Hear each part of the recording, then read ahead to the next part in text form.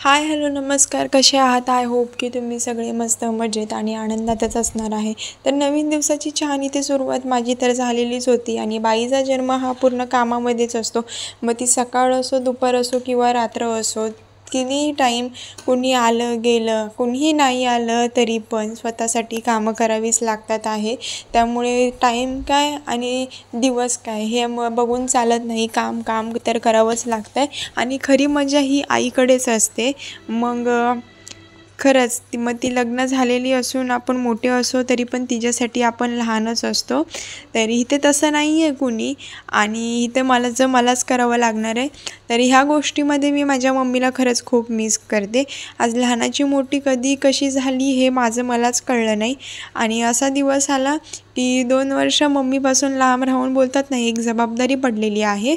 पप्पा कसे घर चालवायचे, काय चालवायचे हे तर कधी त्यांनी दाखवून दिलं नव्हतं. पण हां, त्यातूनही ते कधी गोष्ट त्यांच्याकडे मागितली ना, तरीही त्यांनी ती कधी थांबवली नाही आहे. मग ती शाळेची असली तरीसुद्धा एक पेन्सिल मागितली तर अख्खा बॉक्स असायचा. एक जॉमेट्री बॉक्स मागितला एकीला तर तिघींना असायचा. मग ती चप्पल असो, बॅग असो, जी बोटाने दाखवील ती घेत आलेत. खरंच आई ती आई असते आणि वडील ते वडील असतात. त्यांची जागा, त्यांची उणीव कुणीही भरून टाकू शकत नाही. असो, तर इथे माझी कामाला सुरुवात झाली होती. बेड वगैरे आवरून घेतला आणि तुम्हाला तर दिसतच असेल खाली कचरा वगैरे किती पडला आहे तो. त्यामुळे मी म्हटलं सगळ्यात आधी झाडू मारून घेते आणि मग लादी पुसायला घेते. कारण लादी पुसताना कचरा जर का भेटला ना, तर लादी पुसायची इच्छा निघून जाते, कचराच जर का कंटिन्यू भेटत गेला तर. त्यामुळे इथे मी आधी झाडू मारत घेत होती.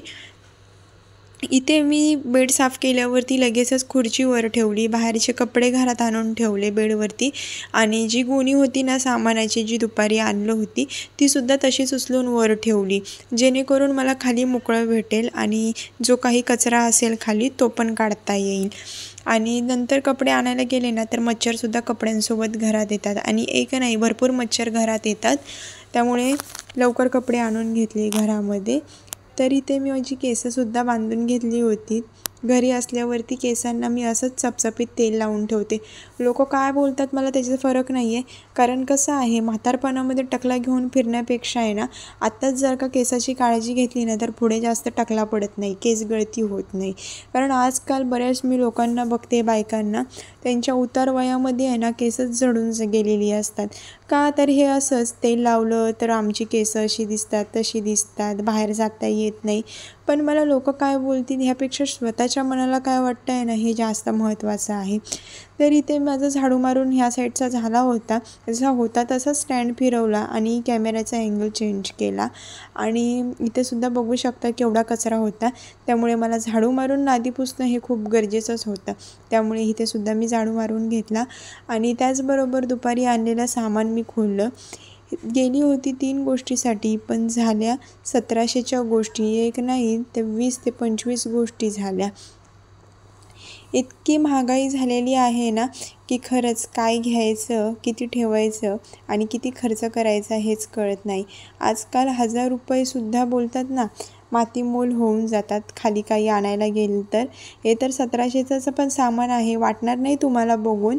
पण ह्याच्यामध्ये ना डाळी घेतलेल्या आहेत, ना तेल आहे, ना चहा पावडर आहे. फक्त 2 किलो साखर, अर्धा किलो डाळ बस. बाकीच्या तर सगळ्या इतरच वस्तू आहेत. ते तुम्हाला पुढं दिसेलच. मी तुमच्यासमोरच सर्व आता काढणार आहे. हे सामान ₹1700चं आहे. तर असं काहीसं आहे, इतकी महागाई झालेली आहे. लहानपणी विचार करावा लागत नव्हता कुठल्या गोष्टीचा. तर आता नवऱ्याचा पगार हातात आल्यावरती लोकांचं देणं देऊन स्वतःच्या घरातला खर्च काढून बाकीचा शिल्लक ठेवावा लागतो. ही आहे लग्नानंतरची माझी लाईफ. तर इथे मी सगळं सामान काढत होती आणि इथे मी कुठेही व्हिडिओ स्पीडने केलेला नाही आहे. जसा आहे तसाच मी ठेवलेला आहे. कारण जास्त मी काही व्हिडिओ कॉल केलाच नव्हता, त्यामुळे इथे मी स्पीड व्हिडिओचा घेतलाच नाही आहे जास्त. तर इथे मी तरी बऱ्यापैकी चकलीचं पॅकेट एक 100 रुपयाचं, फिनेल, कम्फर्ट, साबण मी घेतले 1-1 डझन भांड्यांचे, कपड्यांचे, अशा बऱ्याच गोष्टी मी घेतल्या होत्या. त्यामुळे कदाचित झालं असावं बिल.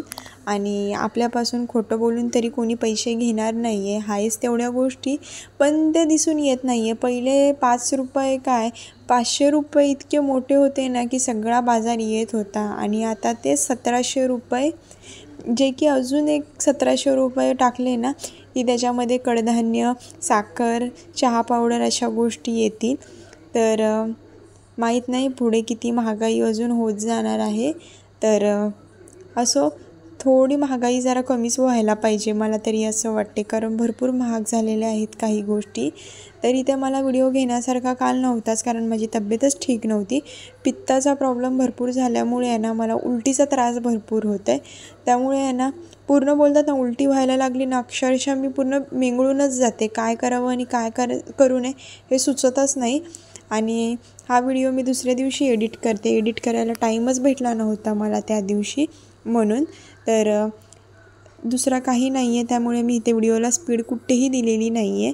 तर हे सामान मी आता उद्याच भरणार आहे डब्यामध्ये घासून वगैरे.